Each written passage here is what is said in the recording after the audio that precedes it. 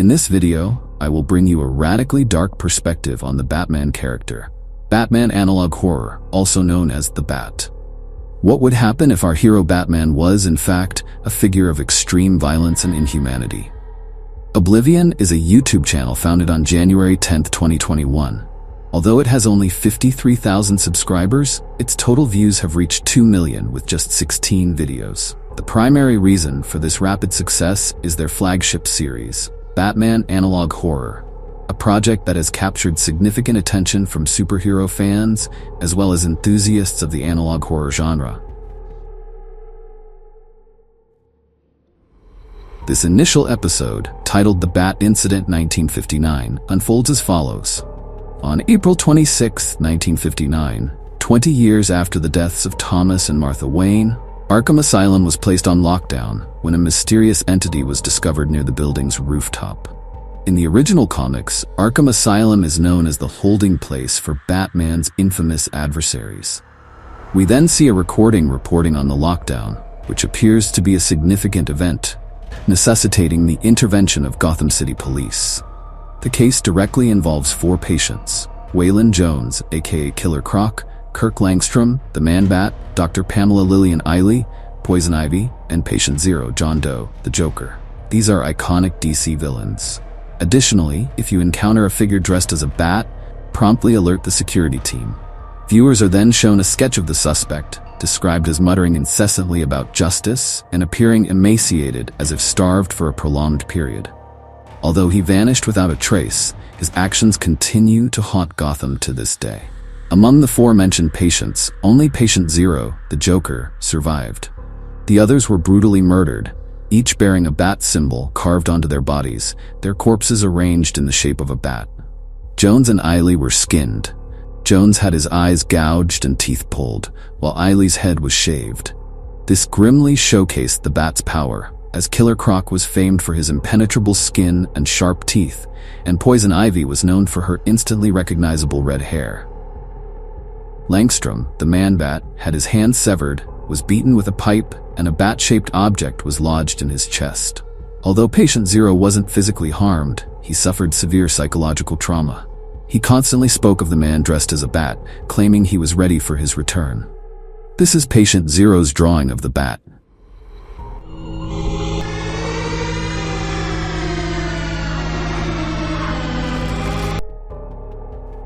The second episode of the series is titled Jim Gordon Audio Log Live, MP4 1960. As its name suggests, this is a recording of Jim Gordon's account, the renowned detective of Gotham City. Here's the content. It takes place about a year after the Bat Incident of 1959. The Batman has been increasingly sighted. There are far too many masked and caped figures causing chaos rather than helping. For example, there's the Man in Blue in Metropolis and the Speedy one in Central City. Those familiar with the DC Universe would immediately recognize these as Superman and the Flash. Curiously, this coincides with the anniversary of the death of Thomas and Martha Wayne, who were shot 21 years prior. Before Bruce Wayne went missing, he exhibited strange behaviors, as noted by Ted Kord, Blue Beetle, CEO of Kord Industries. Bruce was haunted by his parents' mad death and was always driven to restore order in Gotham. The Kord building was later burned down with everyone inside. Then we see 2 photos of Bruce, one from the past and the last known one before his disappearance. Some believe he died or went away on some journey, yet there are those, including Gordon, who think he never left at all. They believe Bruce is the Batman. The footage then becomes distorted, flashing disturbing images of Batman's deformed face, accompanied by a chilling announcement: "Citizens of Gotham, vengeance is coming." The third episode, titled GCPD Instructional Presentation 1 1962, is a Gotham Police instructional video advising citizens on protecting their loved ones. But it is disturbingly strange. Step 1 is always to keep an eye on them, especially children, or they might disappear forever. Step 2 is to keep doors locked so they can't leave. Step 3 is the truly alarming part. Citizens must not allow their loved ones to interact with the Bat, or he will harm them. At this point, the video becomes distorted, emitting bizarre sounds. When processed, these sounds reveal the phrase, There is no redemption for the wicked. Death is the only way out. This phrase is also seen in the video's description, possibly Batman's voice, who is fixated on restoring order to Gotham. The episode ends here. From this third video, it's evident the police are teaching citizens extreme measures to protect each other, showing that at this point, the Bat has become an immense threat to Gotham City. The next episode is titled The Truth 1962. So, what truth does this episode's title refer to? Perhaps it's the true identity of the Batman. The episode is narrated by an unidentified individual who risked his life to reveal this information. He claims that the caped figure haunting Gotham is Bruce Wayne. But perhaps the Bruce, the human part of him, has faded away, leaving only Batman. He may have used some kind of drug to make himself, though frail in appearance, possess incredible strength. Batman's last sighting was by a boy walking home from a friend's house. The boy saw him in an alleyway and managed to capture a photo. The only positive here is that Gotham's crime rate has dropped significantly, and Arkham is nearly empty now. The narrator claims he has evidence proving Batman is Bruce Wayne. First, after the incident at Arkham Asylum, Bruce disappeared entirely. Second, there's a leaked audio recording. He warns viewers not to let local authorities know about the recording, or Batman might find out. What exactly is this recording he's referring to? We're about to hear it right after this. Just before the audio plays, a message flashes briefly. You shouldn't have found this. My name is Bruce Wayne. My father is Thomas Wayne. My mother is Martha Wayne. They were both murdered when I was a child. I am here to confess. If listening my plan has worked, people of Gotham will submit.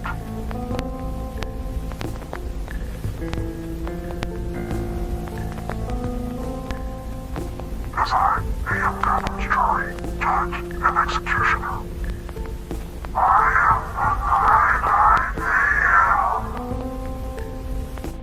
And that's the end of episode 4. The 5th episode, called Missing People Podcast 1962, has an interesting typo where peoples is misspelled. Returning to the episode, it presents an emergency broadcast from Gotham Police about missing children in certain areas. If you're watching this tape, it means you're in a danger zone. Citizens are urged to lock all doors and avoid going out alone. The identities of the 4 missing children are Richard Grayson, 17 years old, Barbara Gordon, 18 years old, Stephanie Brown, 17 years old, and Jason Todd, 15 years old. If you're a fan of DC Comics, these names should be familiar. These are members of Batman's Batfamily. Right after, the screen distorts with creepy bat symbols flashing, followed by the words "You are too late" and an image of 4 coffins. The occupants are likely the 4 missing children. Another line flashes momentarily. They are family now. In this Batman Analoghorror series, it seems the characters still join Batman's family, though in a far more brutal manner. The episode ends with a haunting image of a rundown mansion, accompanied by wailing police sirens. This could well be Wayne Manor, left in ruins from neglect. If you enjoyed the content, please consider subscribing. The 6th episode is titled Names 1962. This concise title leaves viewers with much curiosity about its content. The episode is narrated by an unknown individual.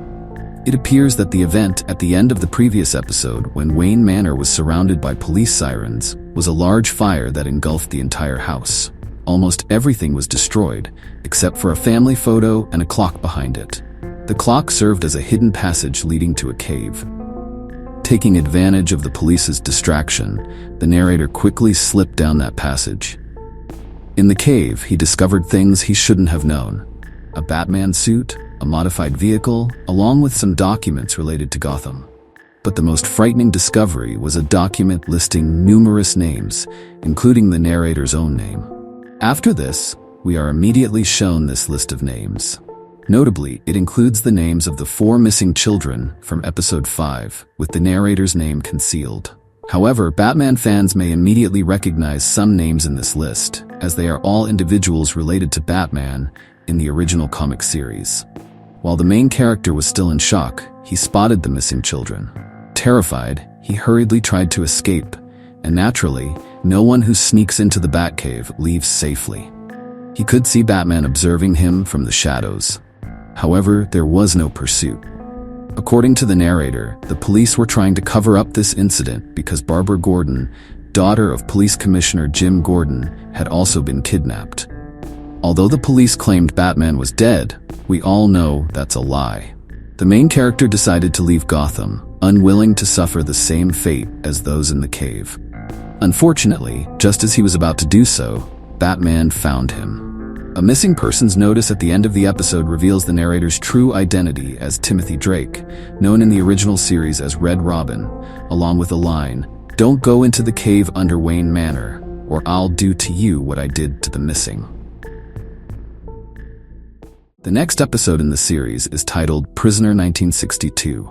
This time, the narrator is identified as Jason Todd, one of the members of the Batfamily. Interestingly, in the main storyline, Jason Todd was once Robin, Batman's sidekick, but later became the Red Hood, a character who turned against Batman after nearly being killed by the Joker. Will Todd in this series have a similar story? Let's dive into the episode's content now. Todd was one of the kidnapped children, and in this video, he recounts what happened to the other children and why Batman is doing these things. At the same time, we see Batman's familiar features, like the pointed ears and black cape. Todd begins with his past. Todd's father was a thug who abandoned his wife and son. Todd's mother was an addict who died of an overdose.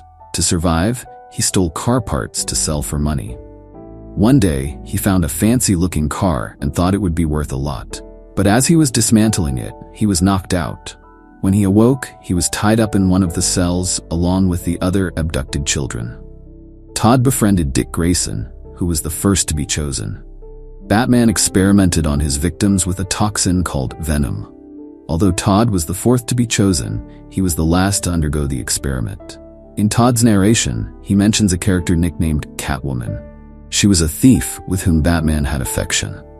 Before her execution, she fought back but was quickly subdued and taken elsewhere. Then came Todd's turn. As he was tied up, Batman began recounting his own story. He spoke of a butler named Alfred, who was like a father to him. Sadly, Alfred died shortly after Batman's parents due to a stroke. Upon learning that Todd was also an orphan, Batman tried to lure him into becoming his sidekick to help restore order to Gotham. Todd immediately refused, calling him a madman. Batman didn't like that answer and released a gas called fear toxin. Fear toxin is a substance used by the villain Scarecrow, but Todd took advantage of a momentary lapse and quickly escaped. While fleeing, he felt himself being caught and dragged back by something like a wire. He managed to grab a bat-shaped blade and cut the wire. Looking back, he saw Batman pursuing him, but he looked different. When Todd dashed through the cave's exit, Batman abruptly stopped the chase. Soon after, Todd heard the sounds of breaking and then an explosion. He narrowly avoided being caught in it. The police quickly arrived at the scene, asking Todd to sketch the bat-suited figure he encountered. The last thing viewers see in this episode is a terrifying image resembling a demonic Batman, accompanied by the words, "I see you." In terms of timeline, I can confirm that this episode occurs before Tim Drake entered the cave in the previous episode, and we now know Batman survived the explosion. The kidnapped individuals are also still alive. The episode highlights the importance of Alfred in guiding Bruce Wayne along the right path. In the DC Universe, Alfred's influence is often emphasized, with many instances showing Batman becoming unhinged after Alfred's death. This significance is reinforced again in the Bat series, as viewers can clearly see how much our Batman has changed. Episode 8, titled Owl Hijack 1963, doesn't give us much information. Its 90-minute length is just an old Coca-Cola commercial with no useful details. However, toward the end, a glitch reveals eerie footage of what looks like a secret society dressed as owls, with the phrase, "Sand the Talon for the Bat's Head," appearing on screen. This secret society seems to be none other than the Court of Owls.